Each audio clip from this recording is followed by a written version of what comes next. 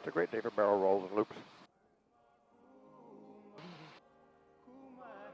Now it's nice and smooth.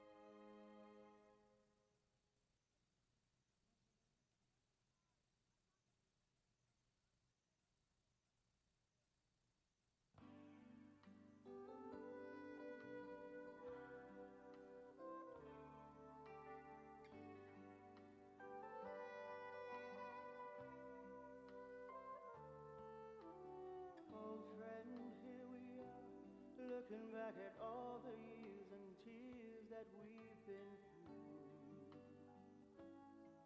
through. Alrighty, aloha to Michael and Lisa and Blaine and Stacy and all the family. Hi there, aloha. Hi Elsa, Ella. My name is Fred. Welcome aboard. I do hear things different than everybody else, but there's a little knob at the bottom of your ear cups. You can control your own volume and it's yours to see fit throughout the flight. And welcome aboard one of our Black Beauties. We just purchased them recently for $1.1 million. It's air conditioned, so you can control your environment with the overhead vents, but opening and closing them, moving about throughout the flight. One right here in front. We're off the West Maya Mountains over here. Just love the West Maya Mountains.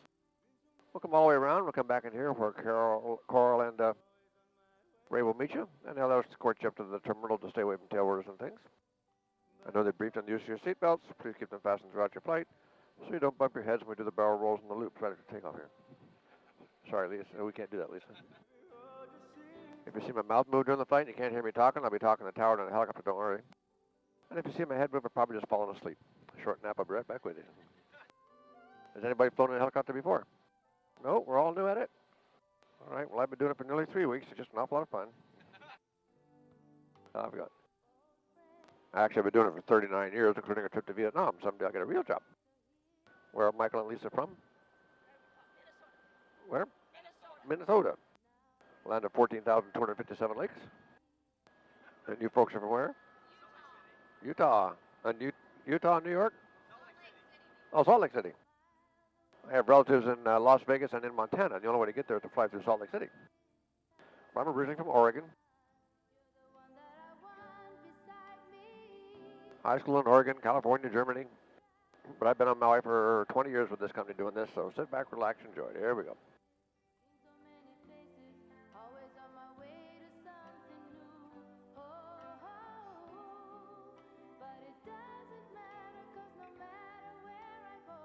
Got Summit Landing and then we're on the way.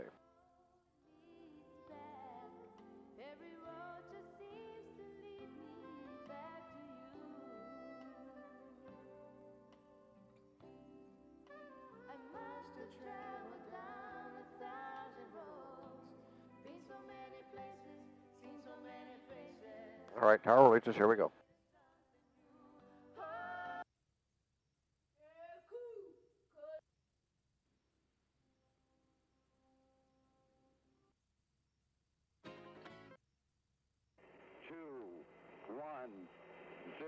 All engine running. Liftoff. We have a liftoff. 32 minutes past the hour. Liftoff on Apollo 11. Tower cleared. Roger roll, Discovery.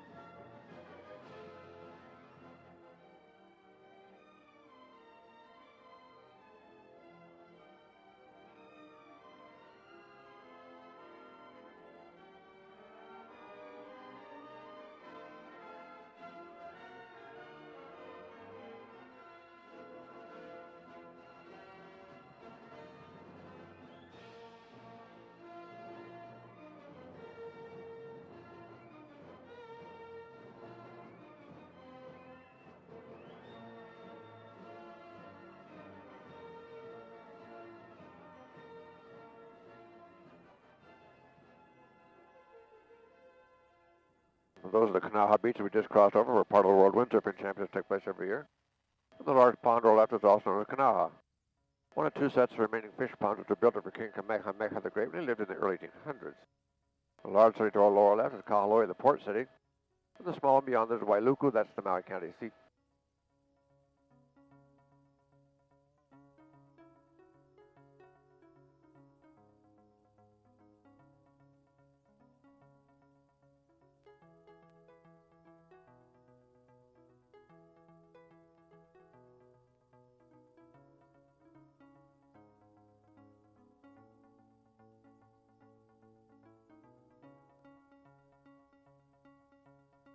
We're heading up into the Eke, or the West Mayan Mountains here in front of us. These mountains were created by a volcano 1.5 million years ago. Early folks called the site of that volcano Eke, but it's been extinct for over 1 million years, as long since they eroded away. They called the entire western region Kahale Vai, the merging of the waters.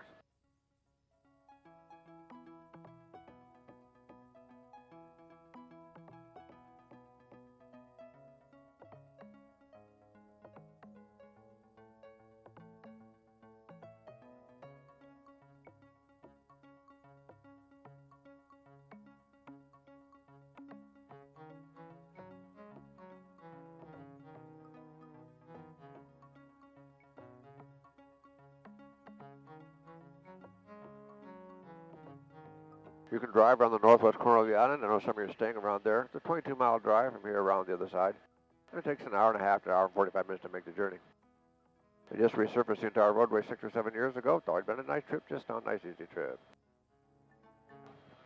Yep. Paved all the way around.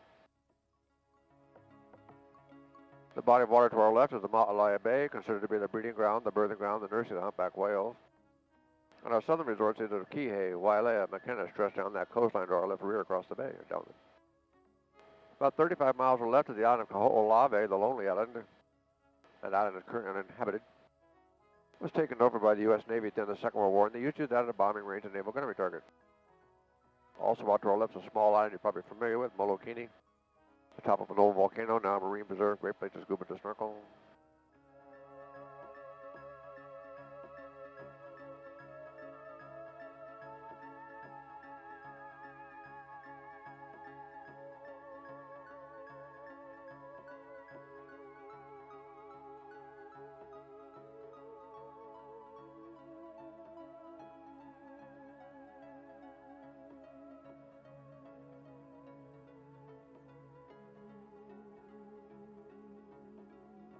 We're going to head up into the West Maya rainforest. The rainforest receives about 365 inches of rain every year. Hawaiian believe rain's a blessing. It's a mesh from heaven. Every little raindrop is an angel's kiss. And the valley we're getting up into is the Iao Valley, the Valley of Shining Delight. It was up here in the Iao Valley that King Kamehameha the Great fought one of his last battles to consolidate the Hawaiian Islands. There are over 8,000 Hawaiian warriors killed in this valley during this battle. This is now a state park.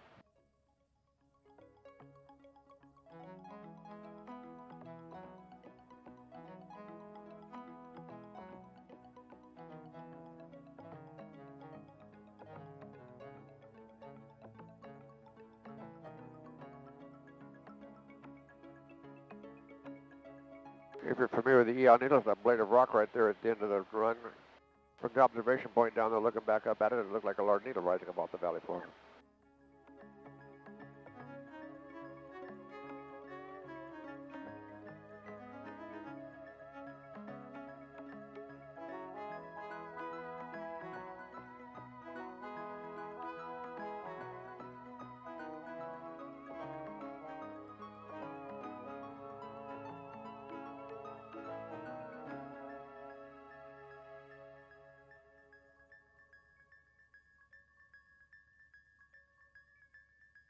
These light green clumpy trees we see on the floor of the valley are kukui trees. The kukui nut was brought here by the early Polynesians for food and wood, and also for oil for their lamps and torches. Each nut on that tree contains enough oil to burn for 10 to 15 minutes. It's now the Hawaiian state tree. And the highest point of this mountain is called Pu'ukukui, Kukui Hill, Hill of Light, named after that tree. Just off to our right rear, now rising 5,800 feet above sea level in a cloud there.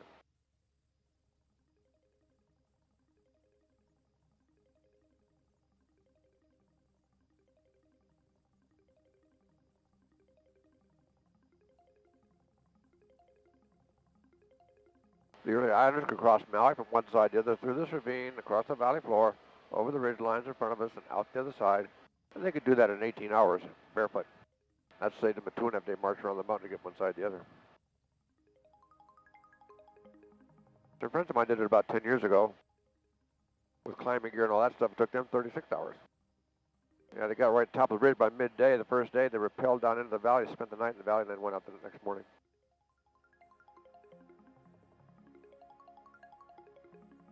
This valley is called Olowalo. That's Hawaiian for many hills.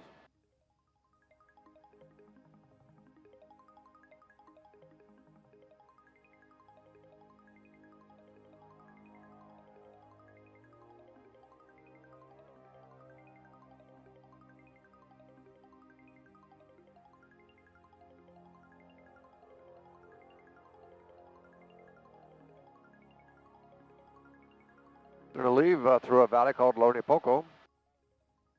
And 10 miles in front of us across the Ao Channel is the island of Lanai, the pineapple island. That's where the Dole pineapple plantation is located. Actually, Dole stopped producing pineapples over there 6 or 7 years ago. Just got too expensive to do it, to do it here in Hawaii.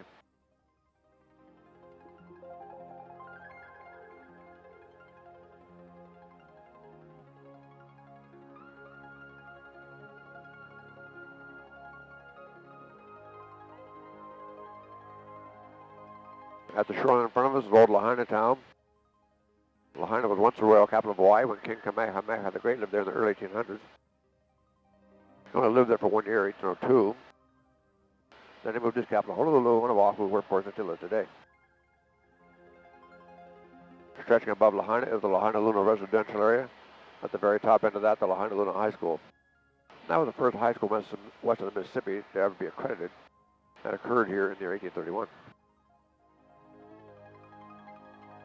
And way out in front of us, about 15 miles, is the island of Molokai, the friendly island. That's a little leper colony located here in Hawaii. Lepers were brought to Molokai in the middle 1800s to be isolated from everybody else in the region. There's still 32 patients live in the colony. Over there, they were all born there. You can visit them. They live on a very isolated peninsula on the backside of the island. And the only way to get there is by air, by boat, or by a mule train ride on a trail across the face of a cliff.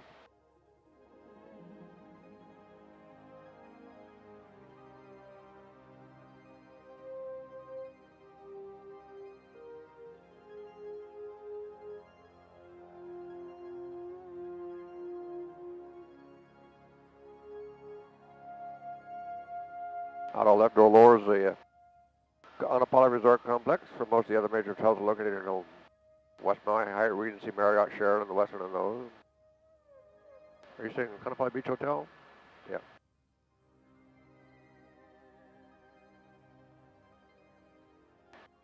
It's the one sticking up kind of by itself. The large pink building is the Embassy Vacation Resort. If you come back there, the next taller one, that's the Royal Lahaina. That's Royal Lahaina, Anapali Beach Hotel.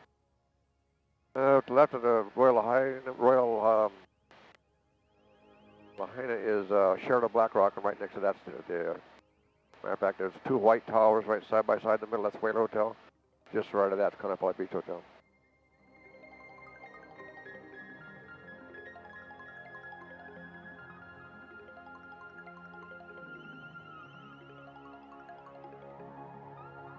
We'll make a little gentle turn here for everybody. Up in front of us are some pineapple fields planted in a circular racetrack fashion you see there to make them easy to plant, to fertilize, and to harvest. All that work is done with large trucks, tractors, and trailers. Below us are some dark green orchards. Those are coffee beans and macadamia nuts. The lighter colored fields are all sugarcane fields. We stopped producing sugarcane on West Maui back in December of 1999 when the pioneer men of Lahaina got too old to support the operation any longer. Out our left door are some tall, dark green trees. Those are Norfolk pines.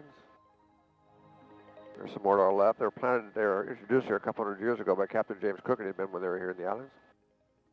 They planted trees like that throughout Polynesia, so whenever they would come back at a later date, they'd have tall, straight, strong timbers to be used as mast for their sailing ships if need be. But by the time the trees had matured, the steamship had been invented and they were never used as sailing masts.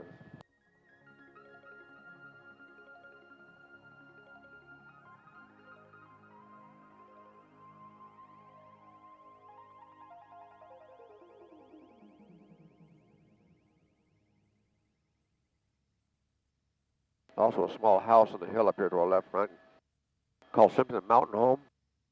Belongs to the folks of the Coppola Land and Pineapple Company. No one lives there. They just use that for special events, weekend retreats, things like that.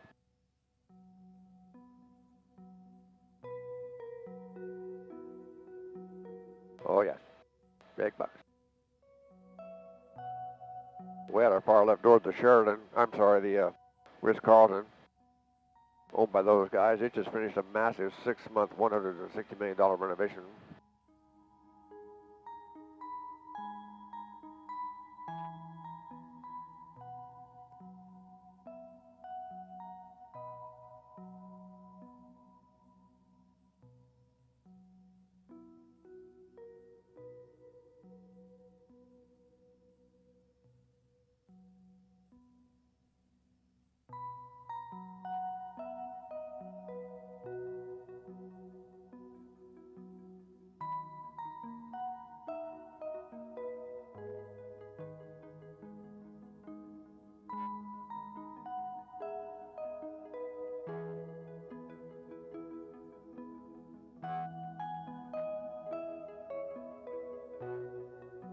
This is the Honokaha Valley.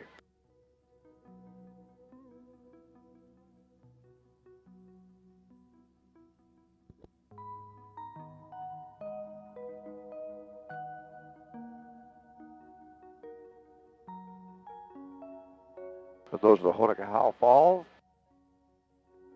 They are the tallest waterfalls on Maui. They have a combined height there of 1,120 feet.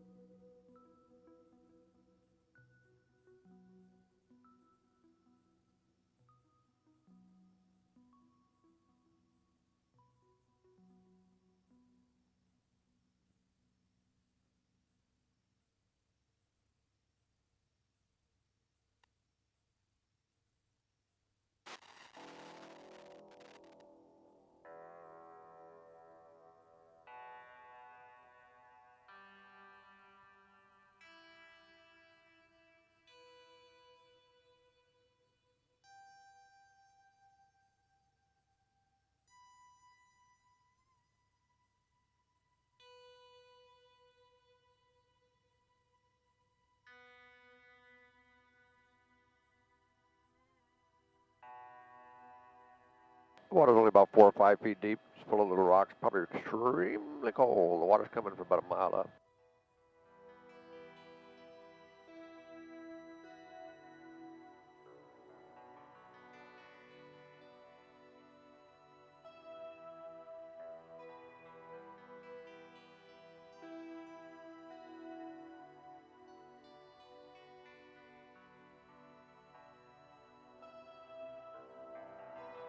There are some banana trees right down there. Those long-leaf trees right down there are banana trees.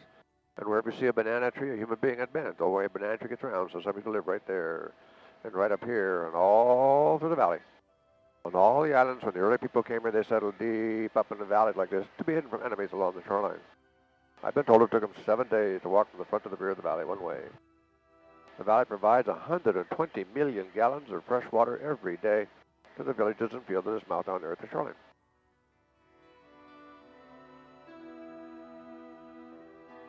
People actually lived in these valleys recently 50 to 75 years ago. About that time, they moved off the shoreline where the weather was nicer, and they could take advantage of things like refrigeration, electricity, telephones, automobiles, stuff like that. Kind of pretty near today, but probably a miserable place to live. It almost always has a cloud cover. It rains about every single day. This region is only 1.5 million years old, but the vegetation is not very thick and not very dense, and you'll see no flowering plants in the valleys. That's because they get an awful lot of water, but very little sunlight to promote the growth of the vegetation and flowering plants. This valley is called Kahakaloa. It's named after the lava head down at the shoreline. Kahakaloa, sticking up like a large lava head, is Hawaiian for tall lord. So the fishing village in the valley also has the same name, Kahakaloa.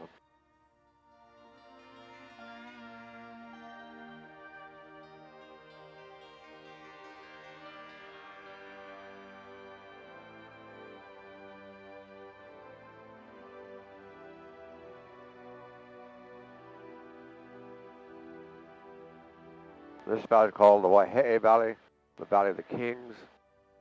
They got that name because long ago, a lot of Hawaiian royalty lived in this valley.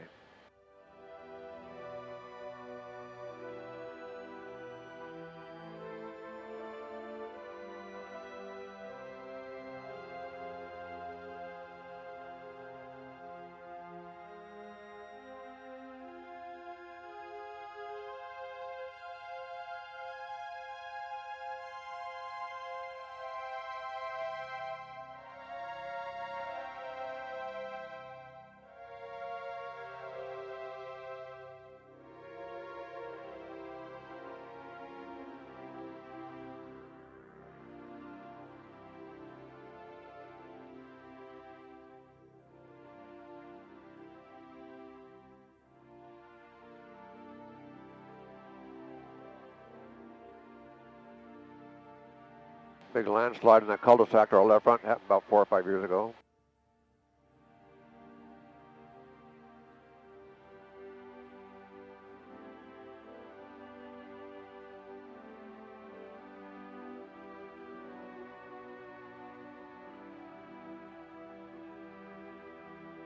The early folks called this the Wall of Tears. There's always water weeping out of the crevices in here without a rain back in here.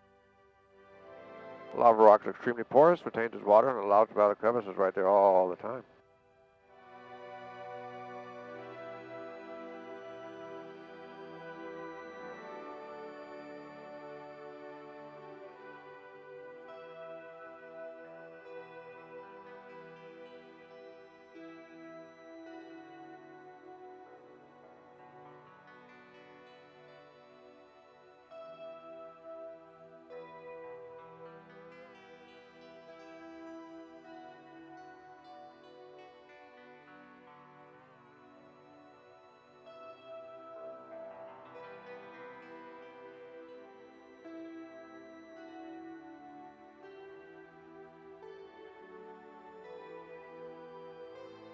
The layering and stratification we see on the cliff face right there gives us a clue as to the kinds of volcanoes that are creating Hawaii. We're being a shield of volcanoes. They don't explode like Krakatoa or Mount St. Helens. Our volcanoes just flow and flow and flow for eons and eons and eons, building layer upon layer upon layer. There are actually 132 islands in the Hawaiian chain. They stretch out our left door 1,500 miles to the west. They also sit on the Pacific Plate, which is sliding westward 4 inches every year.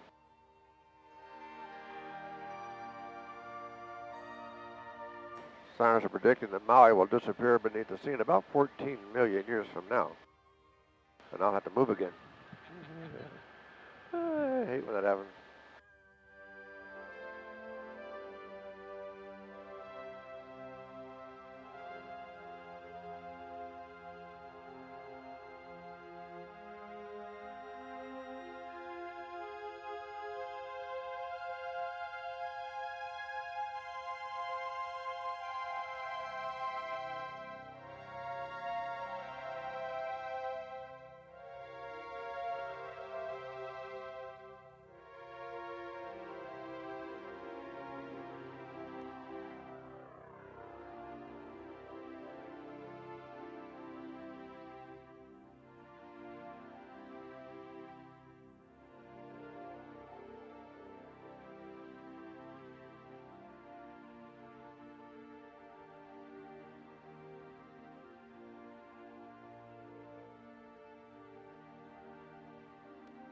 This little cul-de-sac is called Mananole. And the Mananole Falls back there are 970 feet tall. They are the second tallest waterfalls on Maui. And people used to live all the way back down in that little slot down in there. We know because banana trees down in there.